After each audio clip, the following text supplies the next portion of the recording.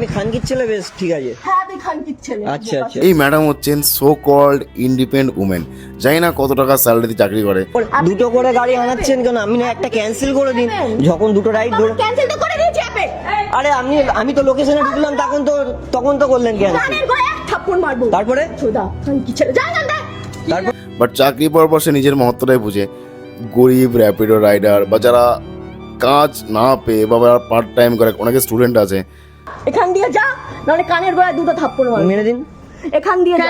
কেন ঝামেলা হচ্ছে? এখান দিয়ে যা। সেটাই তো বুঝতে পারছি। দেখুন, এমনি আমারও সকালে আমার ফার্স্ট রাইড এটা, আমারও ফার্স্ট রাইড। আমি 1.5 কিলোমিটার ঘুরে এসেছি দিদি। ক্যান্সেল করে দিয়েছে তারপর। আরে দিদি আমি ঢুকলাম আর ক্যান্সেল করলাম। আমি ঢুকলাম। তা একটা এসছে তো আবার যায়, আরেকজনকে কি করে করবো? দুজনে একটাই তো ক্যান্সেল করবে। হ্যাঁ আরে ম্যাডাম 2-3টে করে অ্যাপ থাকে, তাহলে একটা অ্যাপে যখন কনফার্ম হয়ে যাচ্ছে আরে বাবা আমি তো তাই জন্য আপনাকে আমি এই জিনিসটা অনেকবার লক্ষ্য করেছি। এই ধরনের সো কল্ড ইন্ডিপেন্ডেন্ট উমেন যখন কোনো ভুল করবে, দেখবা পাশে একটা কাকিমা আসবেই, আর সে এসে এরকম জ্ঞান দোচাবে। কি দরকার ছিল একসাথে দুটো রাইডার বুক করা? এবং সে যখন নিজের স্ট্যান্ড নেয় তখন এই ধরনের গালাগালি। খানকির ছেলে। সোশ্যাল নেটওয়ার্কসের এতটাই পাওয়ার আছে না, এই ম্যাডামকে তার অকাত দেখিয়ে দিয়েছে। আজকে আমি জানতে পারলাম তুমি আমাকে পয়সা খাইয়ে রেখেছো। ওকে মারিনি, ওকে মারিনি। তুমি বাইরে অফিসারের সাথে কথা বলুনি, তুমি বাইরে অফিসারের সাথে কথা বলুনি।